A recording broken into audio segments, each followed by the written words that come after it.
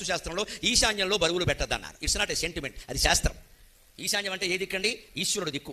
ఈశాన్యంలో కదా మనం దేవుణ్ణి పెడతాం. దేవుణ్ణి పెట్టిన చోట బరువులు పెట్టద్దంటే అర్థం ఏమిటంటే భౌతిక, మానసిక, ఆధ్యాత్మిక 3 కోణాలు ఉంటాయి హిందువుల ఆచారాలు. భౌతిక కోణం ఏమిటి అంటే మనం అక్కడ పూజ చేస్తూ ఉంటే 4 పెట్టెలు ఉన్నాయనుకోండి, అస్తమానం ఎవడో వచ్చా పెట్టి తీస్తాడుగా, టిక్కి తాళాలు తీస్తాడు. నువ్వు పూజ ఏం చేస్తావు? ధ్యానం ఏం చేస్తావు ఇక్కడ?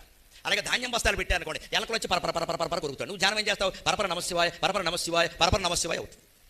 ఏ బరువు పెట్టినా ఏదో ఒక డిస్టర్బెన్స్ ఉంటుంది. పిల్లలు పుస్తకాల సంచులు పెట్టారనుకోండి ఈశాన్యం వల్ల, మనం పూజ చేసుకుంటుంటే వాడు వచ్చి డొక్కులు చదువుతాడు, అక్కడ జిప్పులు తీస్తాడు, మన ధ్యానం చెడిపోతుంది. నువ్వు భగవద్ ధ్యానం చేసేటప్పుడు ఏ వస్తువుల మీద నీ దృష్టి ఉండకూడదు అంటే అక్కడ ఆ వస్తువే అక్కడ ఉండకూడదు. అందుకే ఈశాన్యంలో బరువులు పెట్టద్దన్నారు.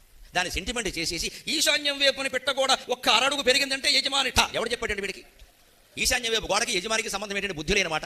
ఈశాన్యం వైపు గోడ కడితే యజమాని పోతాడా? ఆ గోడ ఇలా వచ్చేసి వీడి మీద పడి చంపేస్తుందా? What logic?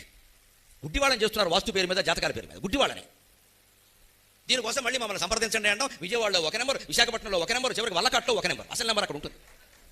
వచ్చేయండి మమ్మల్ని సంప్రదించండి. మనం ఏమనుకుంటాం? భార్య దోషం భార్య ఒప్పుకోదు, భర్త దోషం భర్త ఒప్పుకోడు, పిల్లల దోషం పిల్లలు ఒప్పుకోడు, అంతా కలిసి దోషాన్ని గోడ మీదకి దోషేశారు. అక్కడ గోడ ఉండడం వల్లే మనకి తగాదాలు వస్తున్నాయి. ఎంత జ్ఞానం అండి! మన మనస్సులో చాలా గోడలు ఉన్నాయి, ఆ గోడలు తొలగించుకుంటే తగాదాలు పోతాయి. వాస్తవమని ఆలోచించిన ప్రతి వాడికి తెలుస్తుంది. వాస్తు అనే మాట వస్తు అనే మాట నుంచి వచ్చింది. వస్తువు ఎలా ఉండాలని ఇది ఒక వస్తువు అండి, ఇది ఒక వస్తువు. దీనికి వాస్తవం ఏంటో తెలుసా? మైకు తూర్పుముఖంగా ఉండాలి, పిచ్చి మాటలు చెప్పొద్దు. మాట్లాడేవాడికి ఎదురుగా ఉండాలి. నేను ఇటు మాట్లాడుతుంటే తూర్పుముఖం మీరు ఇటు పెడితే ఎవరికి వినపడింది? మైకు తూర్పుముఖం ఏంటంటే అర్థం లేని మాట. మైకు ఏ ముఖంగా ఉండాలి? మాట్లాడేవాడి మూతికి ఎదురుగా ఉండాలి, అంతే. దానికి అదే వాస్తు.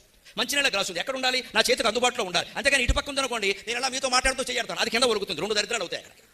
అందుకని ఈ వస్తువు ఎక్కడ ఉండాలి? ఇక్కడ ఉండాలి. ఇది ఎక్కడ ఉండాలి? ఇక్కడ ఉండాలి. మిగిలిన ఏమైనా ఉంటే వెనకాల ఉండాలి, అంతే వస్తువు వాస్తవం. ఆ వస్తువు ఎక్కడుంటే గాలి, వెలుతురు, ఆరోగ్యం బాగుంటాయో అలా ఉండేదే వాస్తు తప్పితే వాస్తుకి దేవతలు లేరండి. నువ్వు ఇల్లు కట్టిన విధానాన్ని బట్టి దేవతలు మన అనుగ్రహించండి. దేవతలకు మన అనుగ్రహిస్తూ కూర్చోవలసిన అవసరం లేదండి, వారికి చాలా పనులు ఉన్నాయండి. ఇక్కడో దేవత, అక్కడో దేవత, లేదా దేవత కోపం వస్తుంది కాకపోతే పూజ చేయించి, అదే గాలి, వెలుతురు సరిగ్గా వాస్తులో మీరు గమనించండి. ఇటు పక్క కిటికీలు ఎప్పుడు సరిసంఖ్యలో ఉంటాయి. 10 కిటికీలు అంటారు, 8 కిటికీలు అంటారు, 9 కిటికీలు, 7 కిటికీలు ఉండవమ్మా. ద్వారబంధాలు కూడా అంతే, 6 ద్వారాలు, 8 ద్వారాలు, 7 ద్వారాలు ఉండవమ్మా. ఎందుకో తెలుసా? ఇటువైపు కిటికీ పెట్టారు, ఇటువైపు తలుపు పెట్టాలి. ఇటువైపు తలుపు పెట్టారు, ఇటువైపు కిటికీ పెట్టాలి. ఎందుకు? అటు నుంచి వచ్చిన గాలి ఇటు వెళ్ళాలి, ఇటు నుంచి వచ్చిన గాలి అటు వెళ్ళాలి. గాలి ఎప్పుడు అలా వస్తువు వెళుతూ ఉంటే మధ్యలో ఉన్న మనకి తగిలి వెళ్ళిపోవాలి. గాలి నిల ఉండకూడదు. నిల ఉంటే కార్బన్ డైఆక్సైడ్, ప్రవహిస్తే ఆక్సిజన్. ఈ మాత్రం అర్థమైతే వాస్తు అర్థమే. గాలి ప్రయాణిస్తుంటే ప్రాణవాయువు, నిల ఉంటే కార్బన్ డైఆక్సైడ్. అందుకని కిటికీలోంచి వచ్చిన గాలి తలుపులోంచి వెళ్ళిపోవాలి, తలుపులోంచి వచ్చిన గాలి కిటికీలోంచి వెళ్ళిపోవాలి. అందుకని ద్వారాలు ఎప్పుడు సరిసంఖ్యలో ఉంటాయి. అంతేగాని 7 ద్వారాలు పెట్టామంటే కోడల కాపురం చెడిపోయినట్టే. 7కి కోడలకి సంబంధం పెట్టండి. ఆవిడ కాపురం మీద ఆవిడ అడుగు పెట్టినప్పుడే చెడిపోయింది, మరి దీనికి ఎందుకు కూడకూడదు? అబ్బాయి బుద్ధి మంచిది కావాలని ఒకటి చెప్పండి. ఇది కాదు వాస్తు. ఈశాన్యంలో వాస్తవం ఎందుకు బరువులు పెట్టద్దు అంటారు సరిగ్గా ఈ మధ్య. అందుకే